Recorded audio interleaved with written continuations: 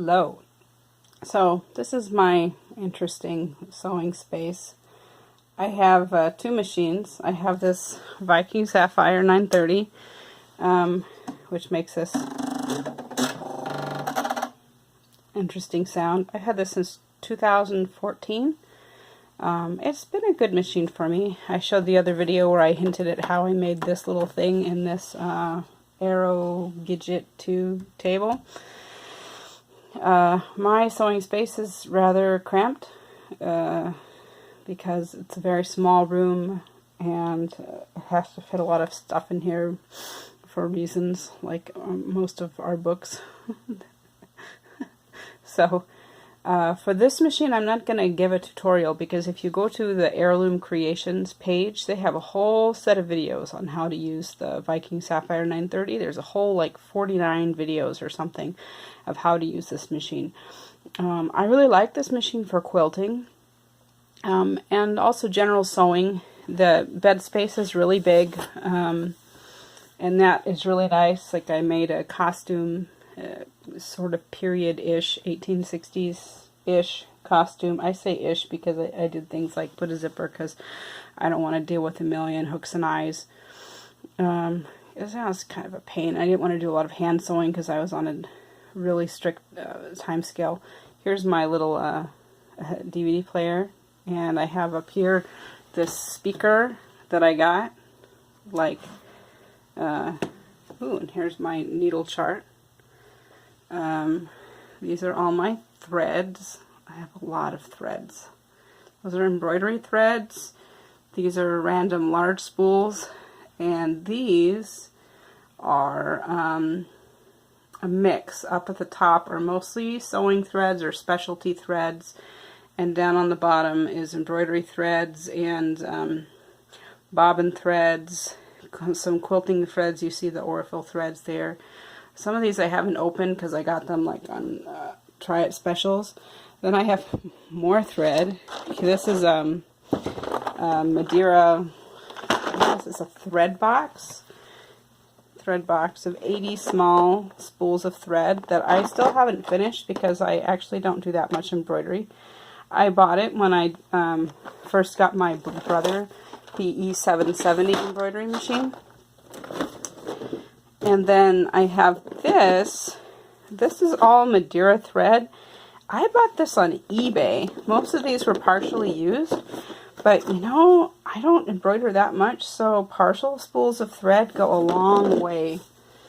And then there is this, my oldest thread box, which is all like cotton threads, polyester threads for general sewing and like either piecing or straight line quilting or making clothes, because I do clothes too. I sew some dresses, I mend things, I do alterations, I do whatever. Up here, this is a 20 spool thread rack for the embroidery machine, and those are the hoops for my embroidery machine. So I have this machine for general sewing, which I've had since 2014. My husband got it for me as a graduation present when I finished my PhD in chemistry. I really like it. It's worked really well for me. You know, any machine has its quirks, and this one has quirks, and I don't know why, but I don't really like it for piecing. I like it for sewing clothes, and I have like a lot of feet like this. This is like an edge joining foot, and it makes top stitching on clothes so nice. I was just making a set of pillow cushions for a lady, and all my feet, the Viking feet, came in so handy. Quick changes, you know, the automatic foot lift that it does. Here, let me scoot in. Like, tap it with the foot pedal, it goes down. Tap it again, it halfway raises it just a little bit. Like I could get like the tip of the pen up. Raise it up again, the needle up, like that. So it has this hover function that's really nice. And of course, if you don't want it to hover, you can just press the button right here to raise the foot. I really like that feature. I like it better than a knee lift. For me, it's faster. Some people prefer knee lift. because they feel like they have more control. It has this thing where you can wind the spool from the bobbin, wind the bobbin from through the needle. I actually don't like that very much. I prefer to use just the regular bobbin winder, but that's what these metal things are.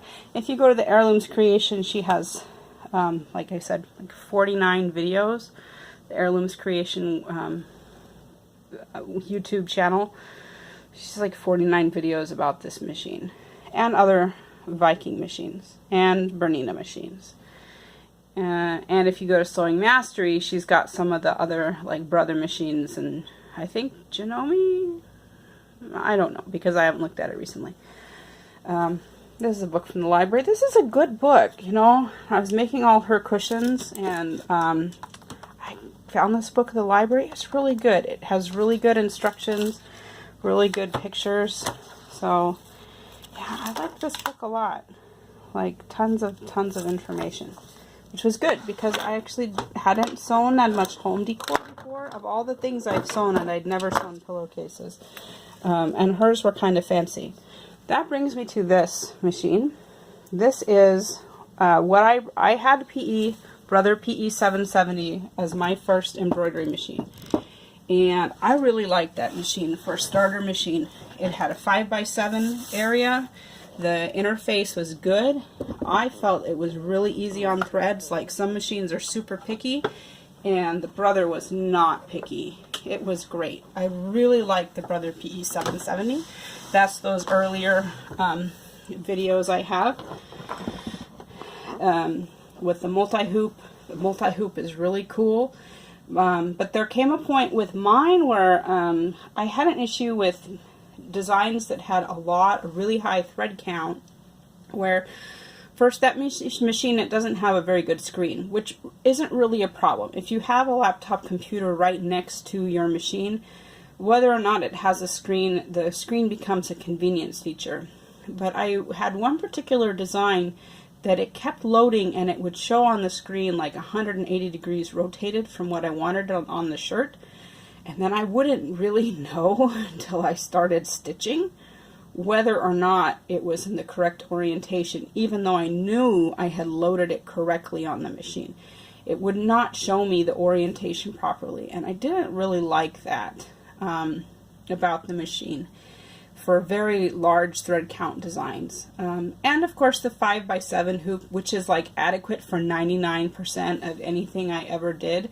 That remaining 1% of the time when I wanted to do something a little bit bigger, like on a size 2X sweatshirt, like for my mother or something, the 5x12 was okay, except that like the height, the 5 inches height, it doesn't look so good on a size 2X sweatshirt. It's fine on regular sizes, small, medium, large, but once you get past large or you get to sweatshirts, the 5x7 started to be like kind of small.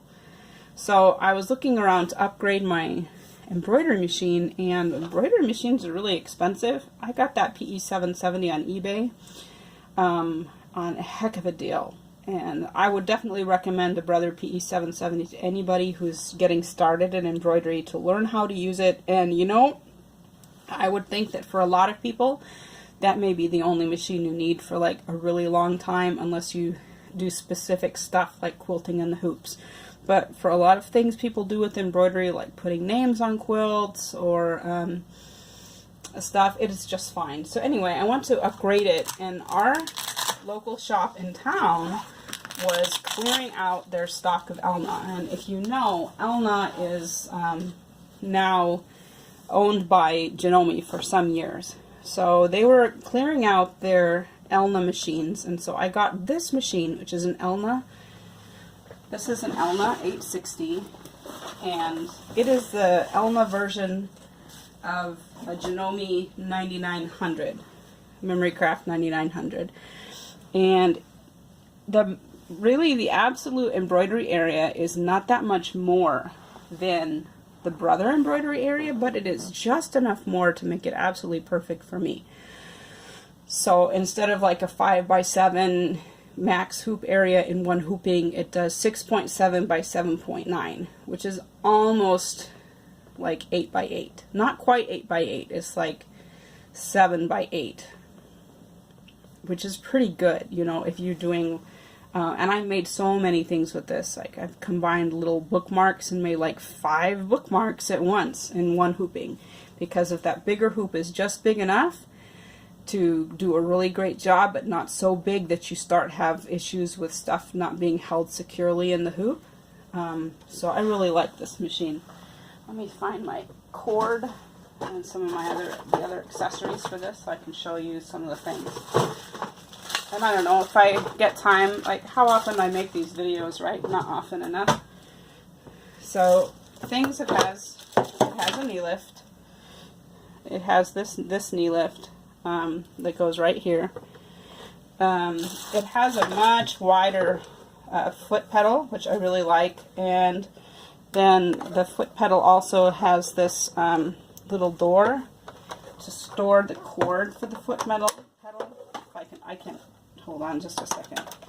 So the foot pedal cord, it opens up like this and it wraps. It's really nice if you have, like me, this really tiny sewing space and you can't keep so many machines out at the same time.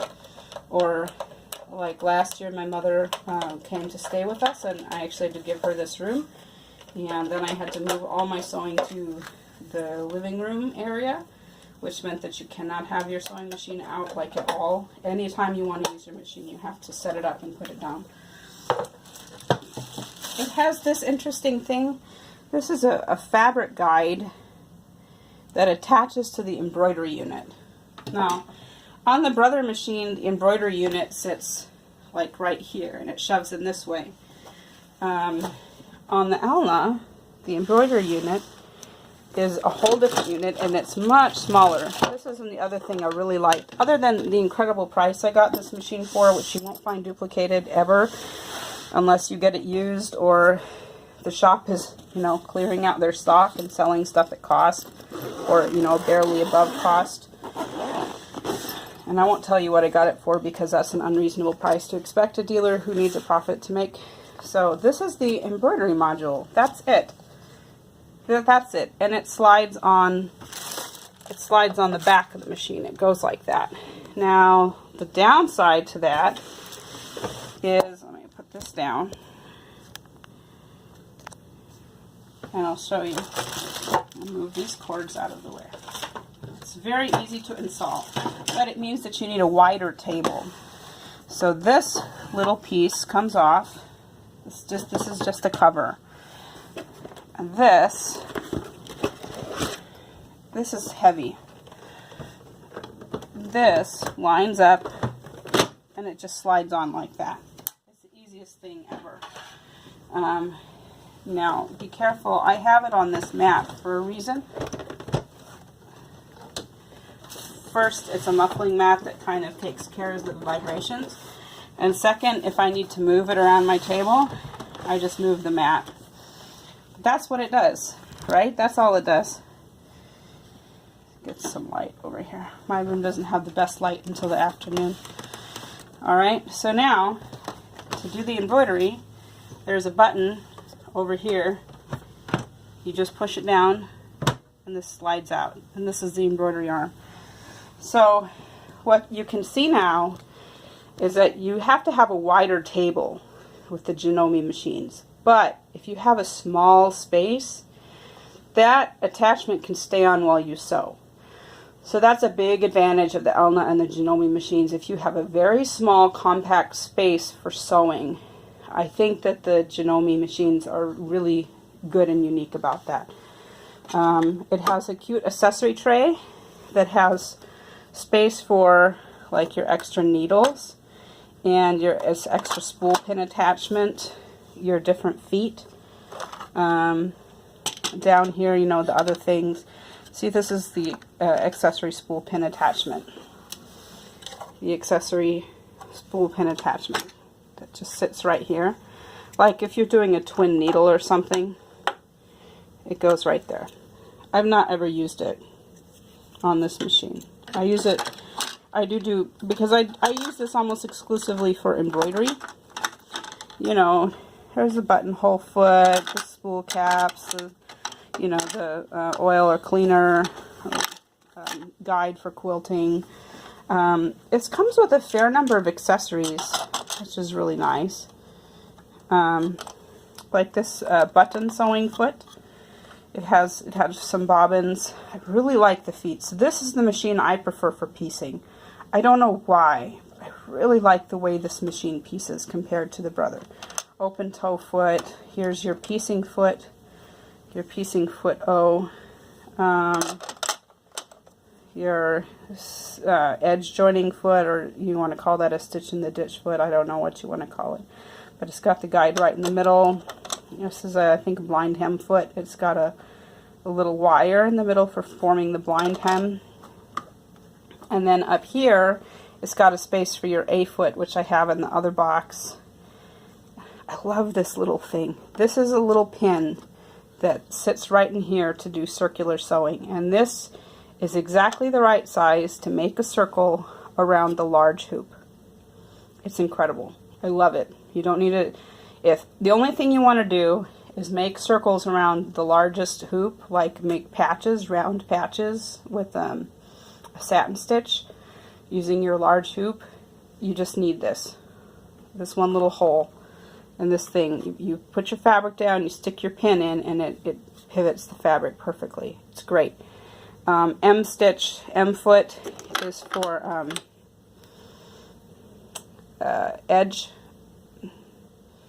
over edge stitching. I like the over edge stitch on this a little better than the Viking too. This is rolled hem. Rolled hem comes with the machine. These pop out, see? Pop out. Decorative foot F for decorative stitches. It's got this cute little thing in the middle to help you line stuff up. And then I really like this zipper foot. It's not too wide. I actually did invisible zippers with this foot. And it has a nice little hole in the middle too. It's like 3 holes. Nice. And you just move the needle over. Instead of one foot where it attaches on one side and then you have to attach to the other side, this attaches and you move your needle, which I really like this. It's much easier for me.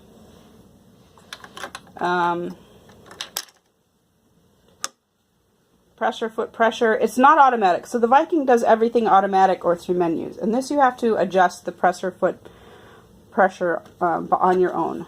This opens up for easy cleaning. If you get thread or something stuck, it's really easy to clean. The bobbin, winding the bobbin over here, this actually comes off to clean it. On the Viking, if you need to clean it or something gets caught, this actually pops out. Be very careful when you do that, you don't break it. On this pops off so you can clean this bobbin tension area. Here is the stylus for the touch screen. This is a touch screen and I really like that. Winding the bobbin, accessory spool cap. It came with a couple of spool caps. Let me get my accessory box so I can show you all the other accessories I have. So I keep my accessories in these boxes because I have 2 machines and I have 2 sets of accessories because they're not the same brand. They do not use the same bobbins. So here is my accessory box. See, it's this art bin box with space for bobbins and then this other place for other things. So in this box, I probably will find the A foot, but I have some other things I bought, like I bought this guide foot to do decorative stitches. This is a 9mm stitch width. This did not come with the machine. I think the machine came with this, which is a very simple hopping foot. But Janome sells, remember Janome and Elna are sister machines. Janome sells this convertible even feed foot set, and this comes off and you can put different feet there, and this is fantastic. And if you get a Janome, I would get that. I bought with this the quilting accessory set, and that came with a table and some other things. There's a special foot for those are some of those other things.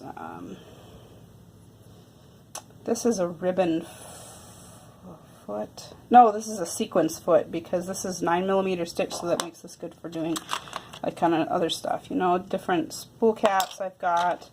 Yeah, there's my A foot with my ankle, right? So the thing is, on both of these machines, because sometimes you take this, the whole ankle off, like if you want a walking foot or something. When you take your whole foot off for a walking, you know, if you want to put the walking foot, or in this case, like the embroidery foot, keep the foot attached to the ankle and you'll find it easier. So that's my A foot that I had up here. So that's my A foot. I keep marking pens in here, needles that I've used like once. I have a nice collection of needles, as you see. There are these cute little clips for clipping things.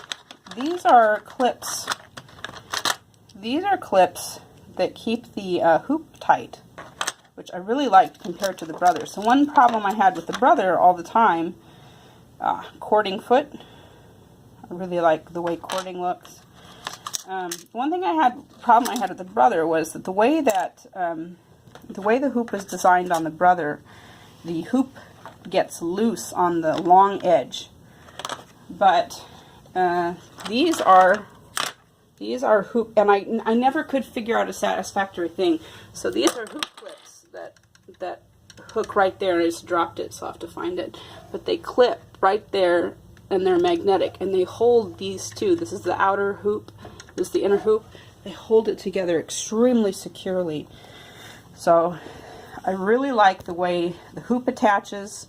I have gotten extremely excellent results with this. I'm really happy with this purchase.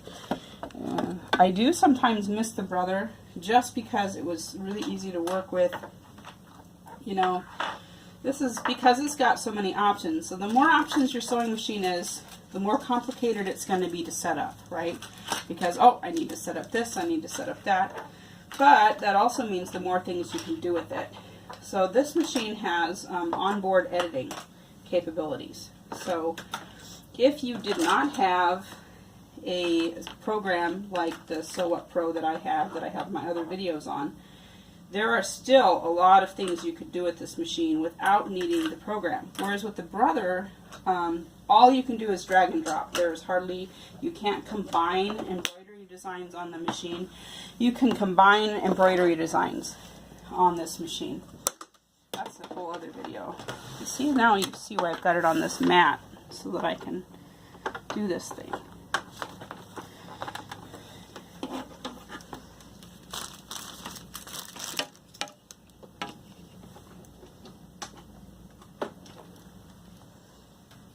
Now when you start it up, you want to, here is the lever. You push that down and fold that.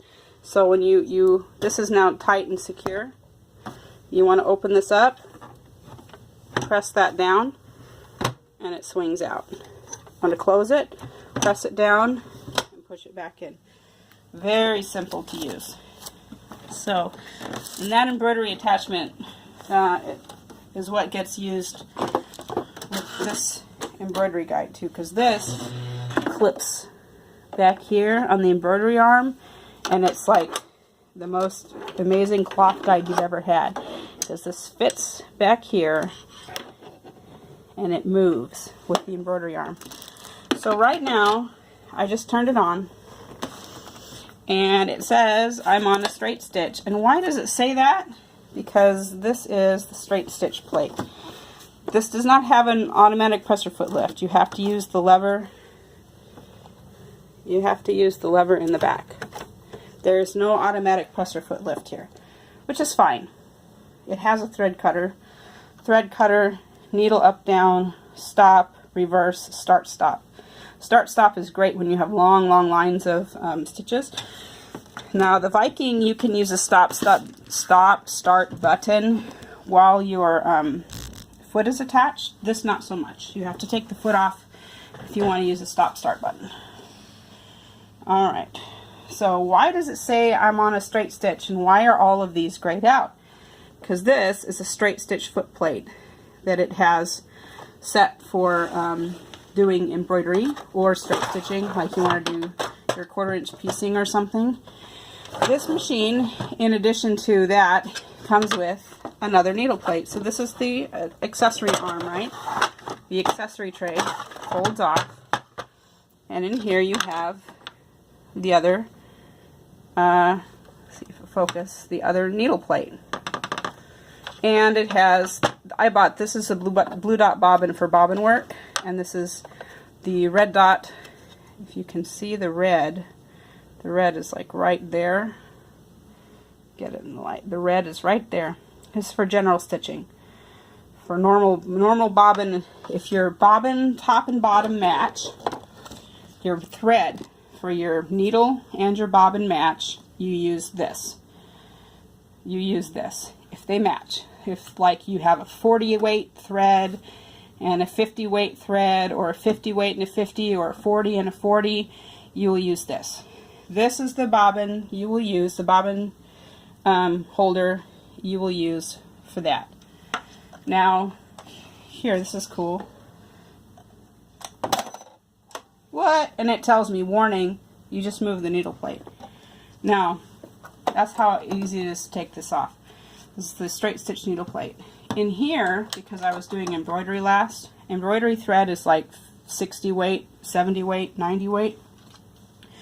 When you have a big mismatch in the thread weight and the bobbin weight, you want to use this, which, if you can see, has a yellow dot, because this has a tighter tension, tighter bobbin tension. So this is what you use when you have embroidery like bobbin thread, like bobbin thread, bottom line. This is Madeira 1. This is Madeira 1. Finishing touch is the one that Brother uses. It's also really good. Bobbin thread, a little goes a long. It goes a long way. Those cones have like 1,500 yards per small thing, so they go a long time. This is bottom line. I think I've got on here, which people have their preferences. I don't really have a preference. Whatever works. Whatever works. So you want to use. It came with these two, the yellow and the red, and then the blue. This one is the blue. People use this for free motion quilting. I don't really know why, because I tried it and I didn't find that it worked so well with me. But it's also supposed to have looser bobbin tension for like bobbin work. So I have with my Viking a bobbin that almost has no tension because it's made for like putting yarn in here. I've done that a couple times. If you put something heavier than 30 weight thread, like pearl cotton, sometimes you can, mostly like pearl cotton. So, sorry. So this is equivalent, let me get out my Viking one, if I have it in here. Oh, it's in the other box. So, Viking I've had for longer. I have more accessories. I actually have yet another box. So the main box is like for mostly used, but like my walking foot doesn't fit. Anyway, okay. So if you use a heavier than a 30 weight thread in the bobbin, really heavier than a 40 weight thread in the bobbin, because sometimes with quilting you use very heavy threads. Now, do I even have any 30 weight thread? I don't think I do. All my threads are basically, yeah. Anyway, so if you use like a 30 weight or a 12 weight thread in the bobbin, and you try to use a regular bobbin case, it won't work. So you need to use the blue dot one, because the bobbin tensions, the screw is open. If you can see the screw.